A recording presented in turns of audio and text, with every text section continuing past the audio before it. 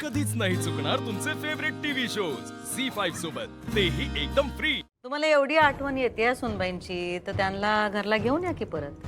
अहो नाही तसं काय खरं तर नाही अगं ताई, असं कसं? तिलाच तुझ्या संकट राहायचं नाही ना हो या घरात, असं तिने स्पष्ट सांगितलंय, है का नाही? दुर्गे, जरा थंड घे. या घरच्या सुखासाठी आम्ही काय बी करू, त्यांना आम्ही नगय घरात. पण या घराला त्या हव्या असतील आणि त्या परत येणार असतील तर आम्ही जाऊ कुठं पण बाहेर. तुम्ही कुठं जायचं नाही. मस्त मी लय वेळा सांगितलं, हे तुमचं घर आहे, तुम्ही इथंच राहणार. इथं आनंदात राहा आईसाहेब, तुम्ही काही लय विचार करू नका. अधिपती, तुम्ही उदास असताना आम्ही आनंदात कशा काय राहणार? हा, उदास नाही आहे मी. उदास पुढे तुमच्या चेहऱ्यावर सगळं दिसतंय आम्हाला. अहो नाही, हे बघा, आमचं काय बी टेन्शन घेऊ नका तुम्ही. तुमच्या सुखातच आमचं सुख आहे. तुम्ही जीवाला त्रास करून घेऊ नका, कारण तुम्हाला त्रास झाला का नाही की तो आम्हाला होतो. आम्हाला त्रास होऊ नये असं जर का तुम्हाला वाटत असेल तर तुम्ही स्वतःला त्रास करून घेऊ नका. नाही नाही, मी काय त्रास करून घेत नाही. मी तुम्हाला काय त्रास होऊ देणार नाही. असं कसं म्हणताय तुम्ही तुम्हाला त्रास नाही होत म्हणून? हा, तसं असतं तर तुम्ही जेवण कमी केलं असतं काय?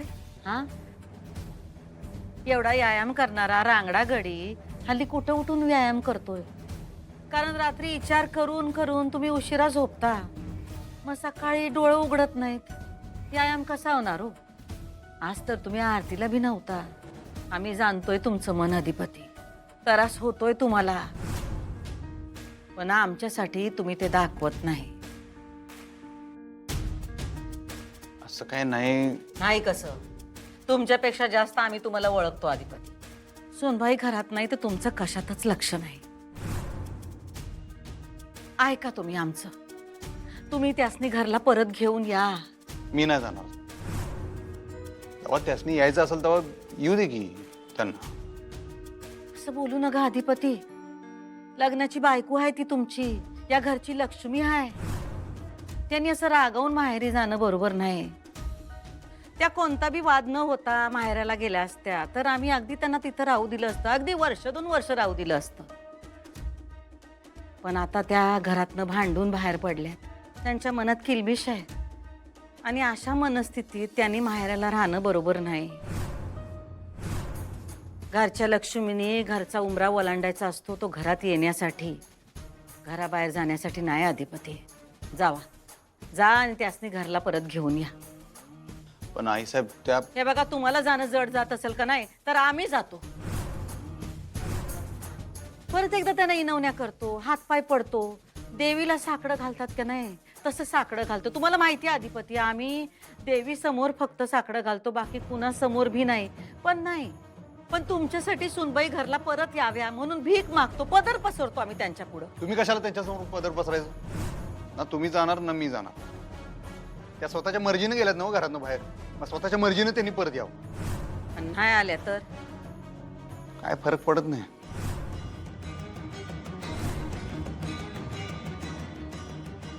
जातो. जातो नाही, येतो म्हणावं. येतो.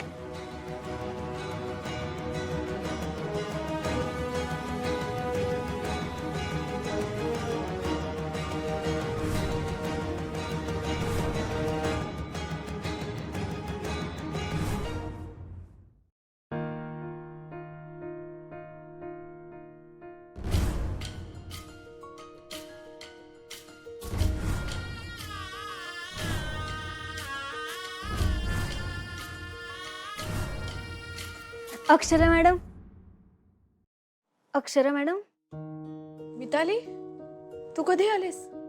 काही झालंय का? नाही, काही नाही, काही नाही. बोल ना.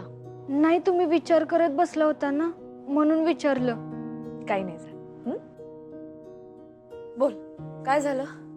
मॅडम, आपला विज्ञान प्रदर्शनासाठीचा प्रोजेक्ट तयार झालाय. अरे वा. कधी येत आहे बघायला? आताच येतं का? मी आता थोडं काम आहे, उद्या येते. हा, सॉरी मिताली, मी यावेळी जास्त लक्ष नाही घालू शकले प्रोजेक्टमध्ये. अहो, सॉरी का म्हणताय मॅडम? आणि तुम्ही लक्ष घातलं नाही तरी धाकले सरकारांनी घातलं की लक्ष. म्हणजे अहो प्रोजेक्टसाठी काही वस्तू लागणार होत्या ना, आणि त्या कुठं मिळतात हे आम्हाला माहित नव्हतं, आणि तेवढे पैसे पण नव्हते. त्यामुळं आम्ही मेन आयडिया सोडून दुसरा प्रोजेक्ट करणार होतो. पण जेव्हा हे धाकल्या सरकारांना कळलं तेव्हा त्यांनी रव्या दादा आणि ओंकार दादाला सांगून सर्व वस्तू आम्हाला आणून दिल्या, आणि पैसे पण स्वतःच दिले. या वर्षीचं विज्ञान प्रदर्शन फक्त धाकल्या सरकारांमुळे बेस्ट होणार आहे. आणि अजून एक मॅडम, यावर्षी विज्ञान प्रदर्शनात भाग घेतलाय म्हणून सगळ्यांना नवीन कपडे आणि स्टेशनरी पण दिली. धाकले सरकार लई ग्रेट आहेत बघा. बरं मॅडम, तुम्ही येता का आता प्रोजेक्ट बघायला? चला ना. नाही नाही, मला आत्ता काम आहे बाळा, मी उद्या येते. हा, आणि सगळ्यांना शुभेच्छा सांग माझ्याकडून. खूप खूप शुभेच्छा. Thank you madam. बरं येते मी. अधिपती, तुम्ही किती करता मुलांसाठी. तुमच्यामुळे गरजू मुलांना शिक्षण मिळतंय. तुमच्यासारखा माणूस मी खरंच पाहिला नाही. तुम्ही आदर्श मित्र, आदर्श नवरा, आदर्श माणूस सगळं आहात. प्लीज आता पुरे झालं आपल्यातलं भांडण. मला बोलायचंय तुमच्याशी. मी नाही राहू शकत आता तुमच्याशी बोलल्याशिवाय.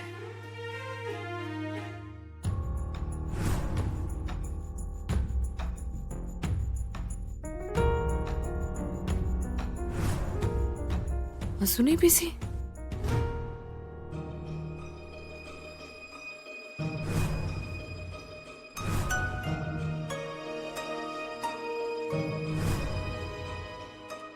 दुर्गे का आमच्या माग फिरतेस?